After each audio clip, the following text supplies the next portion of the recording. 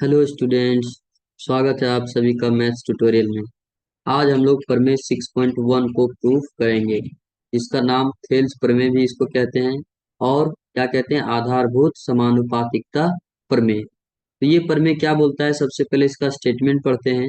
Statement दिया है, यदि किसी त्रिभुज की एक भुजा के समांतर। सबसे पहले इसमें बोल रहा है एक त्रिभुज, तो सबसे पहले एक त्रिभुज ले लेते हैं। ठीक है, त्रिभुज का नाम हो गया ABC। अब बोल रहा है यदि किसी त्रिभुज की एक भुजा के समांतर, यानी एक भुजा के समांतर, मान लेते हैं कि BC के समांतर अन्य दो भुजाओं को भिन्न भिन्न बिंदुओं पर प्रतिच्छेद करने के लिए एक रेखा खींची जाए। यानी एक रेखा खींचते हैं जो AB और AC पे प्रतिच्छेद कर रहा है। ठीक है, एक बिंदु है और इसके समांतर BC के समांतर एक रेखा खींची जाए, तो ये अन्य दो भुजाएं एक ही अनुपात में विभाजित होती हैं।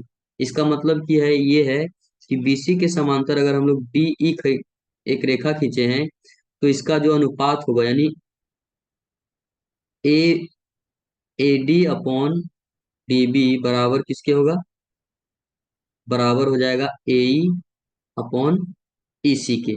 ये अनुपात में बराबर होगा अगर एक भुजा के समांतर कोई एक रेखा खींचे दो अन्य भुजाओं पर। ठीक है, तो सबसे पहले इसको हल कैसे करते हैं। हम लोग क्या किए, एक त्रिभुज में BC समांतर DE रेखा खींची। इस त्रिभुज में हम लोग क्या किए, BC के समांतर एक रेखा DE खींच दिए।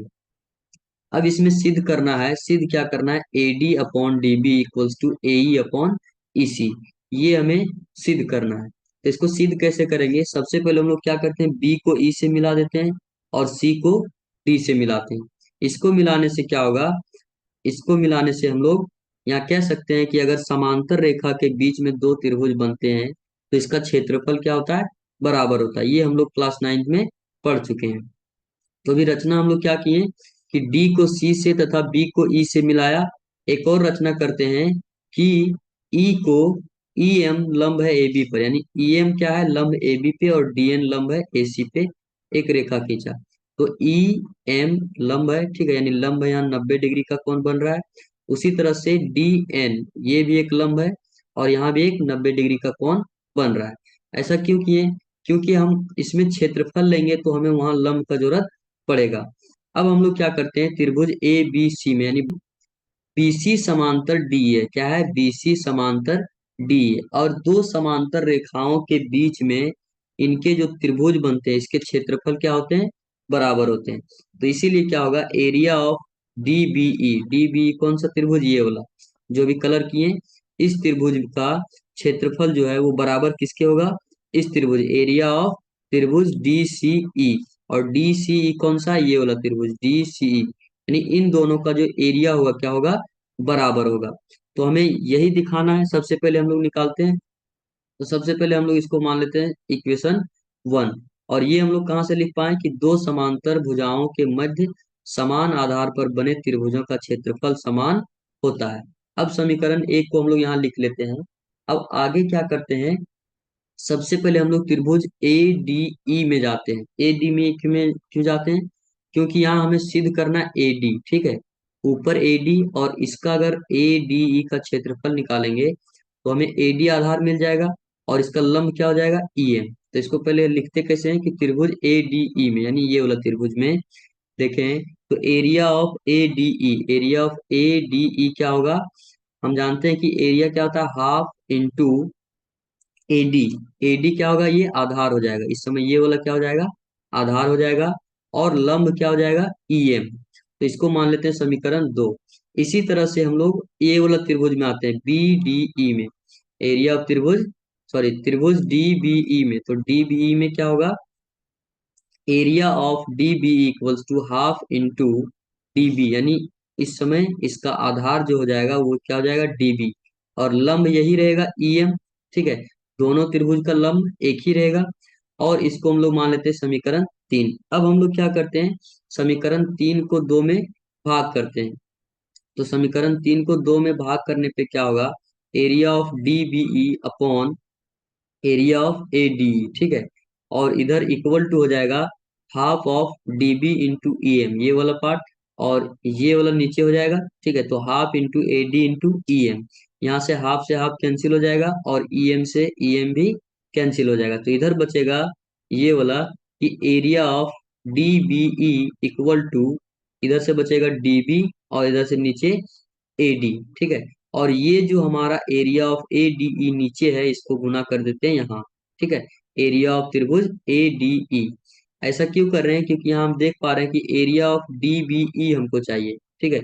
और area of D B E जो है वो हमारा यहाँ से निकल चुका है। अब हम लोग इसी तरह से निकालेंगे एरिया ऑफ डी सी ई। इसको करते समीकरण 4। आगे से क्या कर देखते हैं, ए डी ई में फिर से यही वाला त्रिभुज एडीई में अबर जो हम लोग आधार लेंगे वो इस साइड वाला लेंगे। ठीक है। यानी हमको एई चाहिए, इसीलिए हमको इस साइड वाला आधार मानना पड़ेगा। और इसका लंब क्या हो जाएगा, डीएन। तो इसका अगर एरिया फिर से निकालना चाहें तो क्या हो जाएगा, हाफ इंटू एई इंटू इसका लंब क्या हो जाएगा, डीएन। और इसको हम लोग समीकरण 5 लिखते हैं। इसी तरह से हम लोग आते हैं त्रिभुज डीसीई में। ठीक है। तो डीसीई कौन सा त्रिभुज, ये वाला है। और इस त्रिभुज में देखें इसका एरिया, एरिया क्या होगा, half into EC into DN. Half into EC into DN हो जाएगा। और इसको मानते हैं समीकरण 4। अब यहां से हम लोग क्या करते हैं, समीकरण 4 को 5 से डिवाइड करते हैं। समीकरण 4 को 5 से डिवाइड करते हैं। तो यहाँ से लिखना है 4 को 5 से भाग देने पे, तो 4 को 5 से भाग देना है। तो यहाँ से लिखेंगे area of D C E, area of D C E upon area of A D E बराबर क्या हो जाएगा, इधर से इसका लिखेंगे तो half into E C into D N. और नीचे में आ जाएगा half into A into D N. यहाँ से हाफ कैंसिल हो जाएगा और डीएन से डीएन कैंसिल हो जाएगा। इधर ऊपर बच जाएगा एरिया ऑफ त्रिभुज D C E equal to, इधर बच जाएगा ईसी ऊपर में और नीचे क्या बचा है, ए। और ये जो एरिया ऑफ त्रिभुज ए डी ई है इसको यहाँ मल्टीप्लाई करके लिखते हैं। और ये हमारा हो गया समीकरण 7। अब हम लोग समीकरण किसका यूज करेंगे, एक 4 का, और दूसरा समीकरण हो गया एक 7 का, और एक समीकरण हो गया 1 का। यानी समीकरण 1 में समीकरण 4 और समीकरण 7 को पुट करेंगे। तो पुट करने से क्या होता है इसको देखते हैं। सबसे पहले हम लोग लिखते हैं समीकरण 1 से। समीकरण 1 क्या दिया हुआ है यहाँ देख सकते हैं कि area of D B equal to area of D C. तो area of D B E कितना निकल के आया है, D B upon A D into में एरिया ऑफ त्रिभुज A D E equal to क्या हो जाएगा, ई सी अपॉन में A into area of A D E. और इसको अगर हम लोग देखें तो ये दोनों जो है ए डी आई और ए डी ई दोनों क्या हो जाएगा, कैंसिल हो जाएगा। दोनों कैंसिल होने से यहाँ बचा D B upon A D और equal to E C upon A. ठीक है, ये हमारा आ चुका है। अब यहाँ से हम देख पा रहे हैं कि ए डी जो हमारा ऊपर है और डी बी नीचे है, तो इसको क्या करते हैं, व्युत्क्रम करते हैं। तो यहाँ से लिखेंगे A D upon D B equals to A E upon E C. और यही हमें क्या करना था, प्रूफ करना था। और इसी को कहते हैं थेल्स प्रमेय। इसका मतलब ये हुआ कि कोई भी त्रिभुज में, अगर कोई भी त्रिभुज में एक भुजा के समांतर एक रेखा खींच दें तो इसका और इसका अनुपात जो होता है, और इसका इसका अनुपात दोनों क्या होते हैं, बराबर। अगर यहाँ मान लेते हैं कि पी क्यू आर है और यहाँ एस और टी है, तो अगर ये दोनों यानी एस टी समांतर क्यू आर है, तो ये समांतर होने से फायदा क्या होगा कि P S upon S Q बराबर हो जाएगा P T upon T R. ठीक है। तो ये हम लोगों ने अभी सिद्ध किया। नेक्स्ट वीडियो में हम लोग प्रमेय 6.2 को भी इसी तरह, और 6.3 और जितने भी थ्योरम है सभी को प्रूफ करेंगे। Thank you.